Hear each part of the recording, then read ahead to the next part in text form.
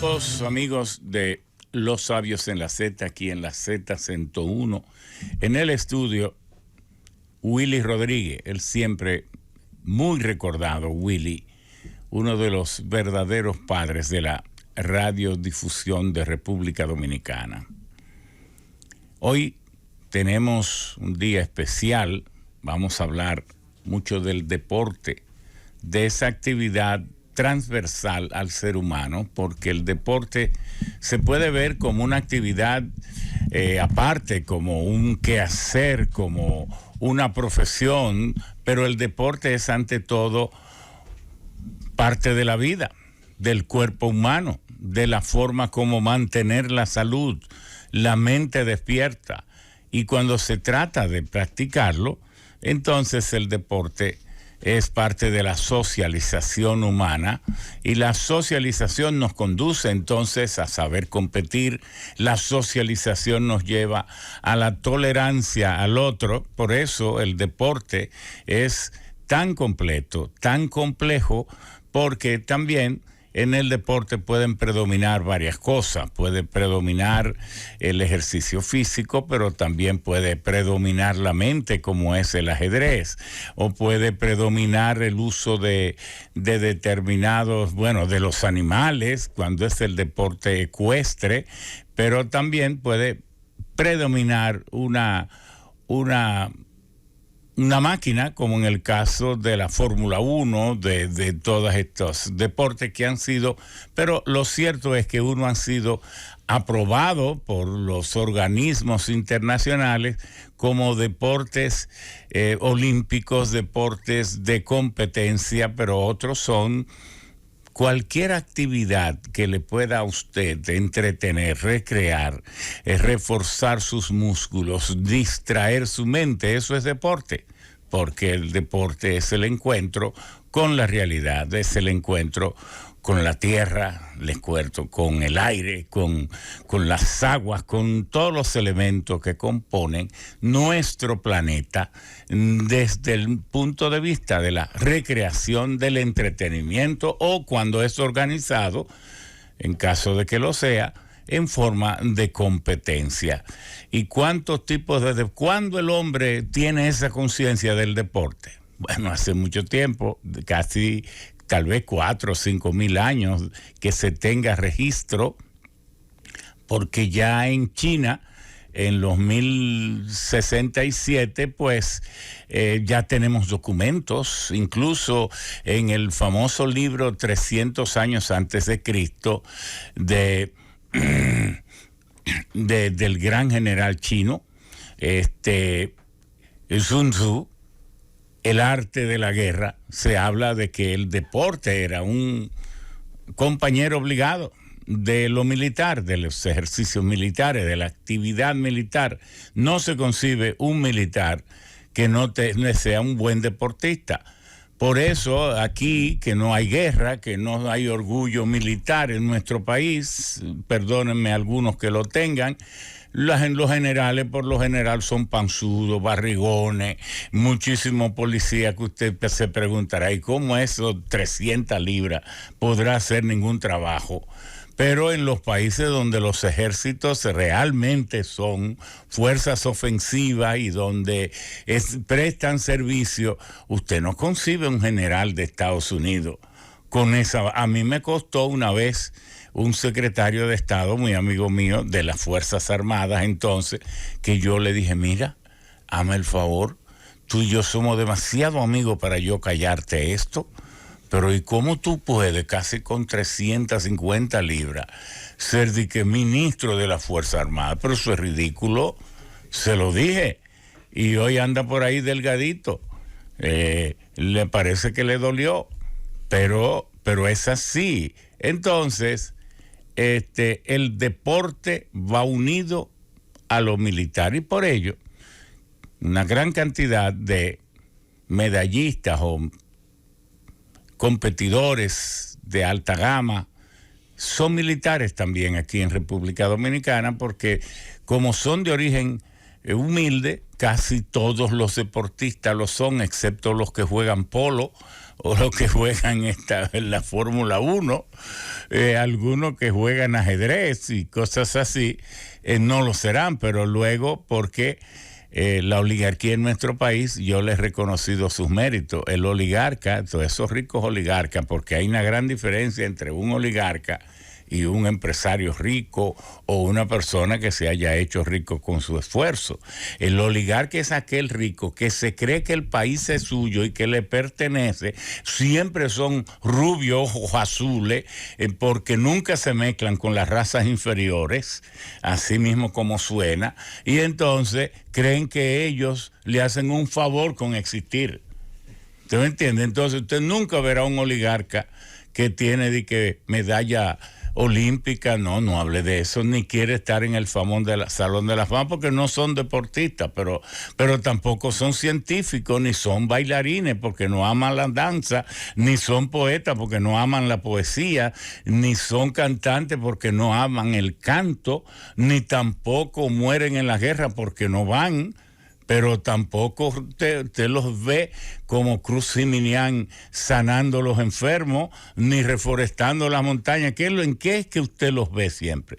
Detrás de contratos amañados o no, detrás de hacer dinero y detrás de todo eso. Entonces, por eso es que nosotros sostenemos que es un error poner un oligarca en una función pública, porque se deshumanizan y todo lo ven por el prisma de dónde pueden hacer dinero. Y entonces gobiernan como si fuera una empresa, y cuando el gobierno ha perdido la popularidad, como son corchos también, se van del gobierno y siguen en el gobierno que viene. Entonces, eso es, y de eso hay unos cuantos aquí ahora, en este gobierno, y por eso que nosotros decimos que le hacen daño, y el presidente que lo hace es de corta visión, porque los oligarcas no son para gobernar, son para que ganen dinero, téngalos ganándole dinero para ellos, porque para el país nunca será, ni impuestos pagan.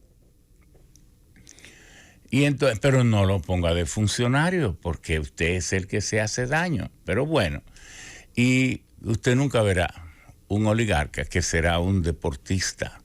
No buscan esas marcas, siempre es gente humilde, como en mi pueblo, Monteplata, la provincia reina del deporte en República Dominicana, que de los ranchitos, de las pailas vacías, de los fogones apagados, yo no sé, de ahí es que nacen las medallas de taekwondo, en campo y pista, huyéndole a la miseria encuentran la medalla, porque andan huyéndole a la miseria, pero detrás de alguna forma de vivir, y por ahí se van camino a la fama. Y qué bien que sea así. Este programa se hace con plena libertad gracias a la conciencia de Bienvenido Rodríguez, el presidente, su familia y todo el personal de esta empresa, que siempre está tratando de que cada domingo nosotros podamos tener un encuentro con el pueblo dominicano, un encuentro de calidad. Pero ¿saben ustedes cuánto dinero mueve el deporte? Posiblemente, estaba revisando, 70,000 millones de dólares, y es exclusivamente en términos de la práctica en sí, pero más de 600,000 millones con todas las actividades conexas. Porque si usted se pone a ver todas las impresiones de vestuarios, de todos los edificios, las construcciones que tiene que haber, usted se pone a hacer un cómputo. ¿Cuáles son las dos actividades? Las tres que más espacio ocupan en la ciudad son las residencias de la familia, las iglesias. Yo lo he calculado en el barrio, en el Osama. El Osama era 1 millón de metros cuadrados que lo hicieron, pero ahí hay 14,000 o 18, cerca de 16,000 metros cuadrados de iglesia nada más, y de colegio. Entonces, ¿y cuál es el otro? Las canchas deportivas, las que ocupan los principales espacios de las ciudades, porque no se concibe el deporte sin una organización humana, una población humana sin el deporte. Y ahora más en estos tiempos de sedentarismo, en que ahora nacen esas grandes discusiones si el videojuego es un deporte, si tal cuestión es un deporte, y porque donde no intervenga la competencia, donde no intervenga lo físico, donde no intervenga el compartir, todas estas cosas, puede ser otra actividad humana más. Nadie se le va a ocurrir que porque usted ande huyendo en un bar sirviéndole a los clientes, eso es un deporte. Pero mire, ahí hay mucho de deporte para los que sirven. Los que sirven en un bar tienen mucha actividad, porque eso es atletismo prácticamente. Eso es mucho trabajo. Lo importante es que el deporte es lo más sano. Los eventos de mayor visibilidad, de mayor expectación en el mundo, ¿cuáles son? Bueno, los Juegos Olímpicos de verano, los eventos de la FIFA, de la NBA, el deporte en Estados Unidos, el fútbol americano, que ellos, como se creen el centro del mundo, cuando yo estudiaba en las universidades en Estados Unidos, nosotros le decíamos soccer al fútbol mundial. En cambio le decíamos fútbol al fútbol americano. Que también todas estas prácticas deportivas han ido evolucionando a través del tiempo. O evolucionan con el tipo de bolas que utilizan o instrumento para practicarlo, o evolucionan en el uniforme, en los vestuarios, en la protección. El fútbol americano ha evolucionado mucho porque figúrese lo bestial y casi una invitación al suicidio era la práctica del deporte, del rugby, del fútbol americano. Todo esto, no en cambio el básquetbol que nació lo inventó allá en la universidad donde nosotros estudiábamos, en Kansas University, está ocupada casi por el doctor Naismith, porque Naismith era un canadiense que inventó el básquetbol. Entonces él era un odontólogo y claro, lo inventó como un ejercicio, como una forma de práctica de recuperación. Y él murió allá en Kansas, en Lawrence, Kansas. Y entonces, bueno, pero el béisbol que tanto nos gusta, según toda la historia, dice que nació en Centroamérica, sobre todo los mayas, lo pudieron haber inventado, el fútbol que fue, pero lo más viejo en el deporte y la conciencia más pura del deporte la tuvieron los griegos, ¿verdad? Que en el 777 empezaron los Juegos Olímpicos en la pequeña ciudad de Olimpia. Hoy está unida con Atenas, pero en aquellos villorrios, ¿verdad? Y duró hasta el 359, algo así, 300, casi 600. Duró 1100 años la práctica de los Juegos Olímpicos de Grecia. 1100 años en una transmisión cultural permanente, hasta que fue suspendido, pero en el 1896 empezó por el trabajo de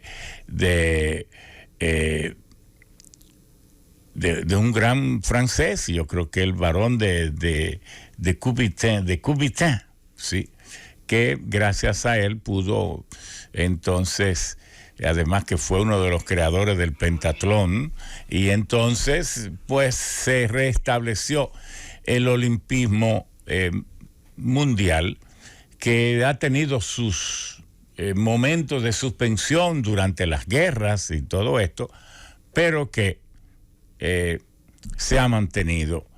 Y qué bien que haya sido así, por encima de las pandemias, por encima de guerras, por encima de crisis económicas, se ha mantenido. Del deporte también desata muchas pasiones, figúrense, en los estadios olímpicos de esos países tan fanáticos. El mundo entero es casi fanático con el fútbol, pero hay países que exaltan tanto el nacionalismo, la pasión, pero también de un equipo al otro.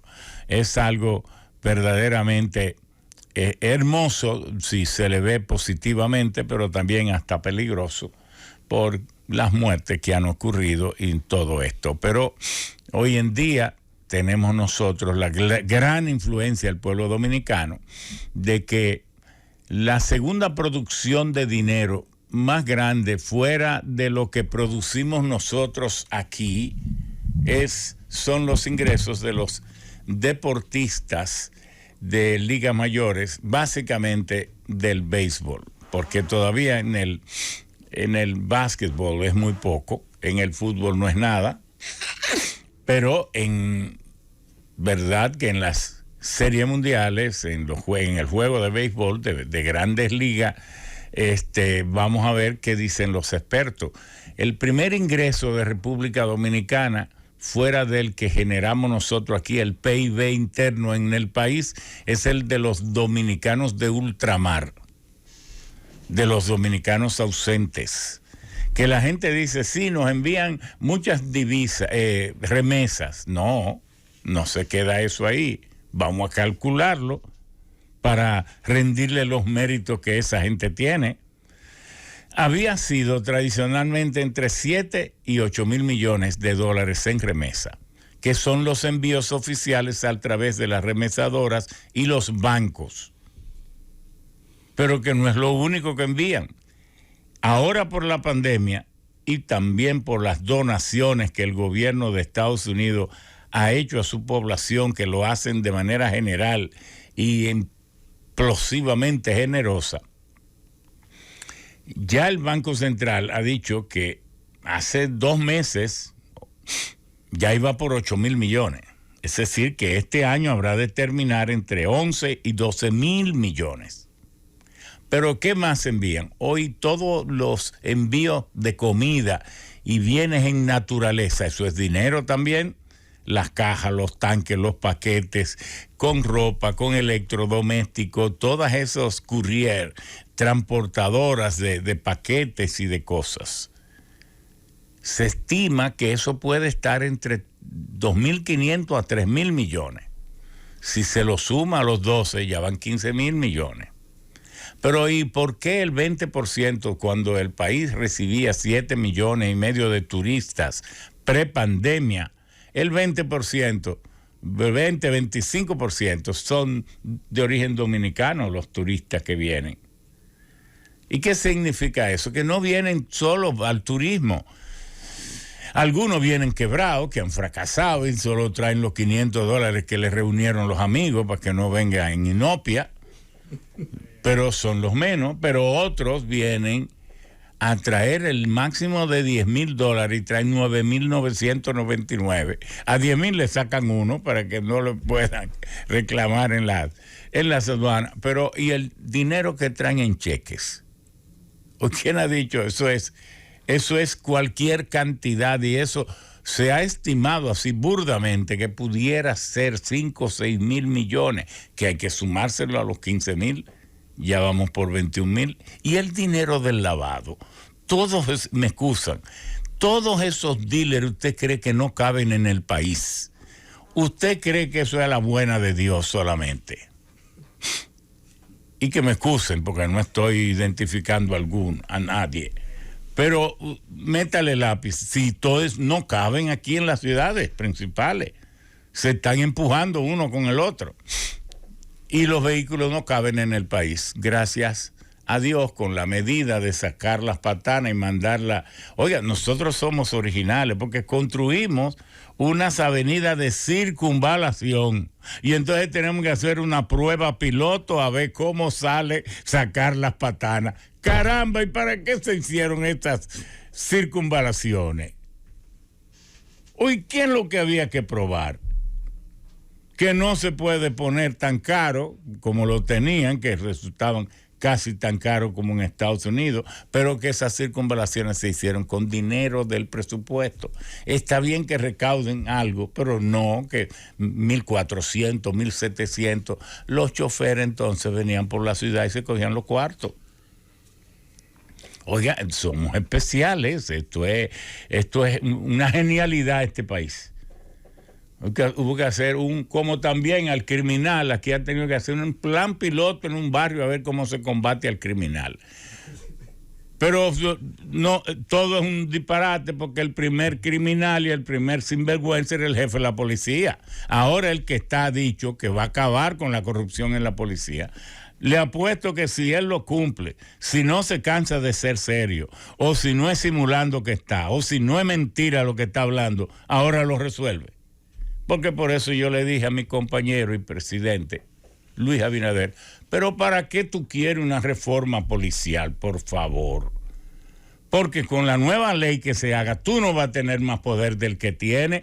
Fájate a que eso se acabe, llámalo y dale una orden y dígale, en 45 días, usted me saca los puntos de droga de los barrios, pero que lo saquen a como sea, porque Rudolph Giuliani lo sacó, pero fue así. Entonces aquí se necesita un plan piloto para cumplir la ley. Bueno, otra cosa a la que nos queremos referir. En estos días, el senador de la provincia Santo Domingo y el alcalde de Santo Domingo Este visitaron el Faro a Colón y al salir dijeron, vamos a cambiarle el nombre. Quiero informarle lo siguiente.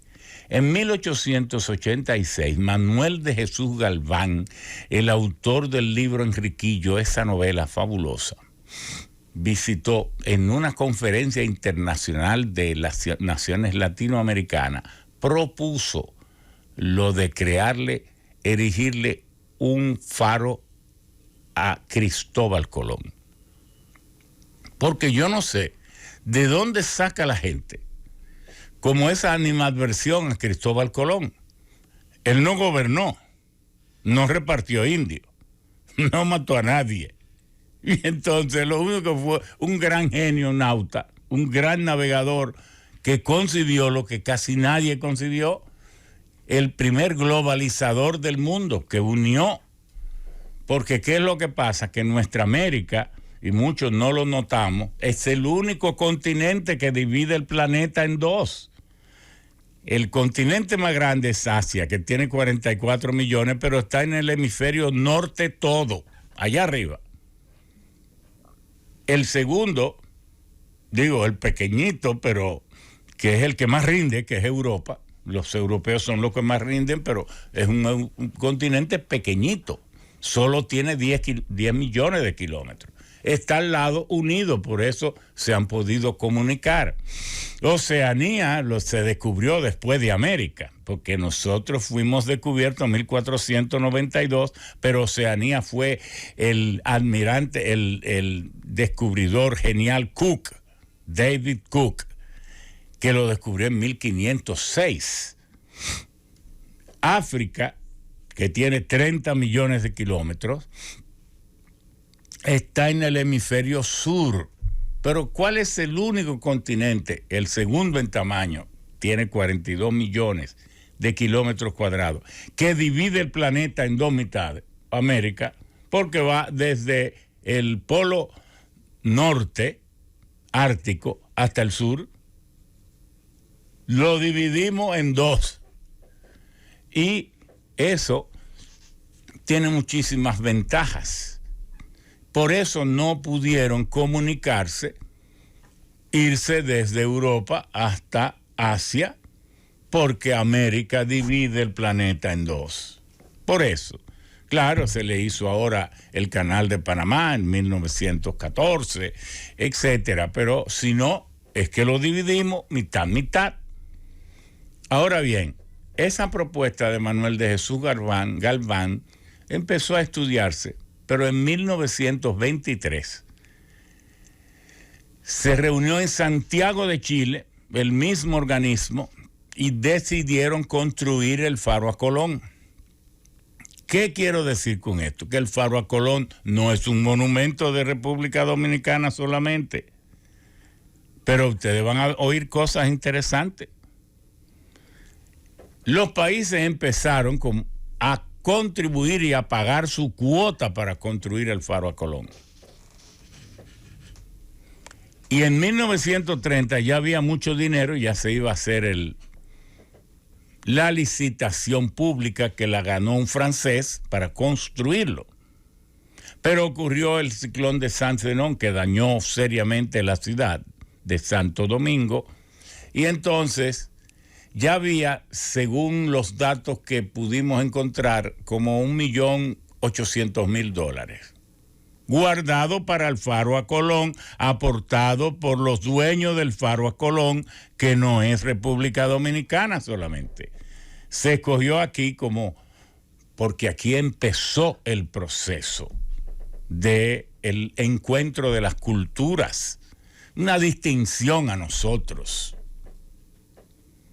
Bueno, como cuando vino Saint-Zenón, Trujillo se hizo nombrar presidente de la Cruz Roja, y como no había dinero, transfirió ese dinero del Faro a Colón a la Cruz Roja para invertirlo en el rescate de la ciudad.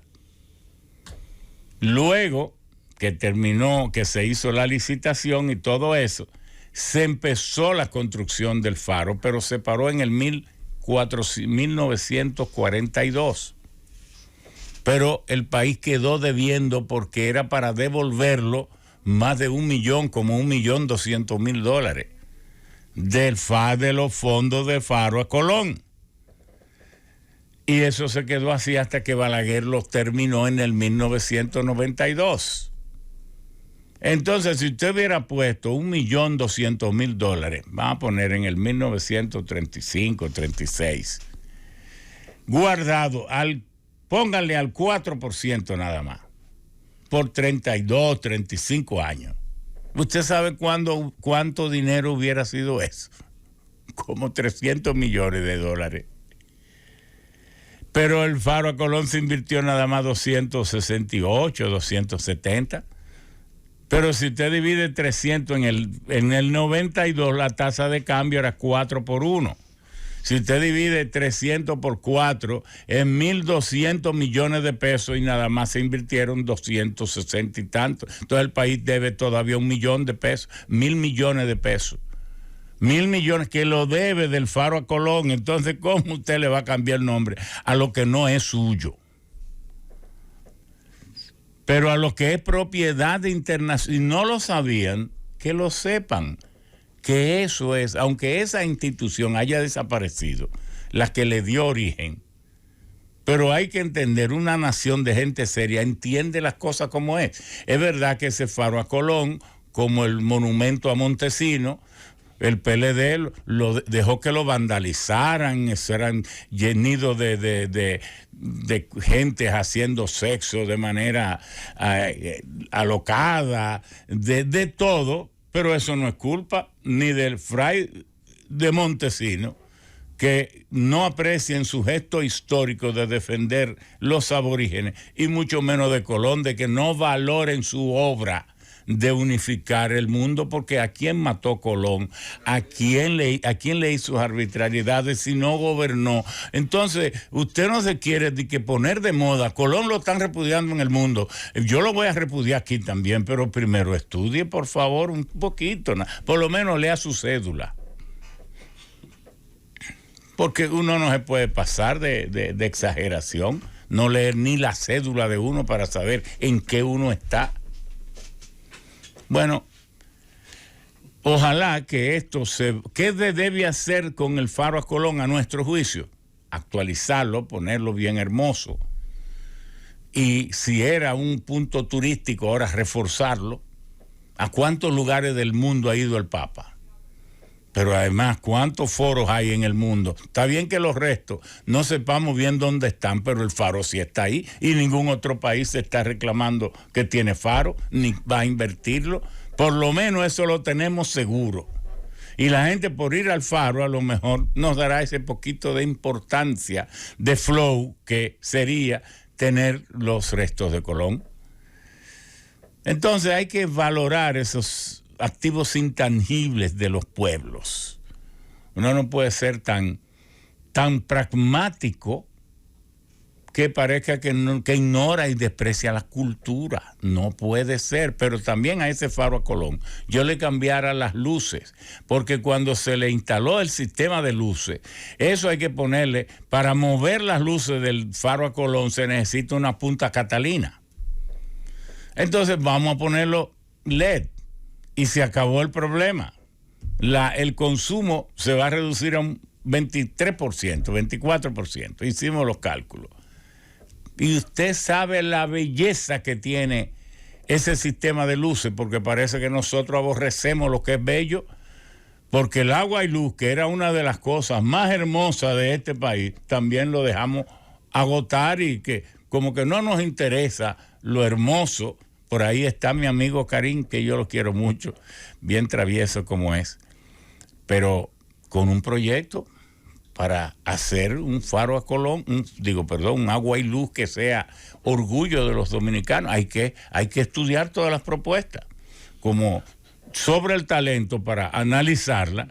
Bueno, a lo mejor es bien fundada, bien apropiada y deberíamos ejecutarla. Entonces queríamos hacer esa observación para que por lo menos estas palabras provoquen a los que no hayan estudiado el tema, estudiarlo.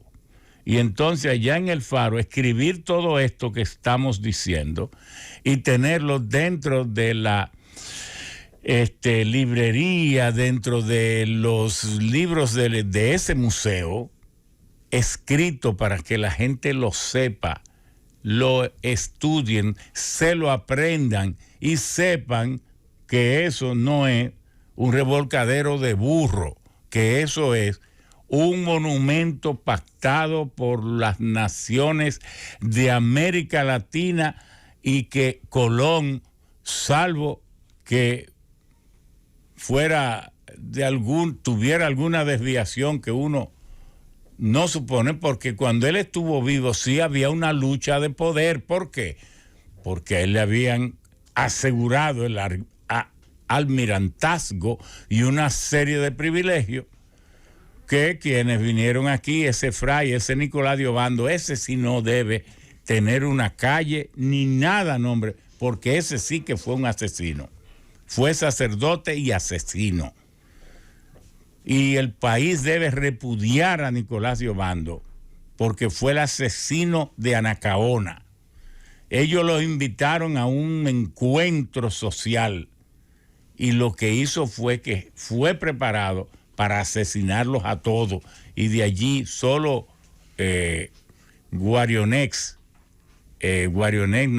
Guarocuya fue el que se pudo escapar, que ahora le decimos Enriquillo. ¿Y para qué le decimos así? Si ese fue el nombre de los verdugos de sus familiares.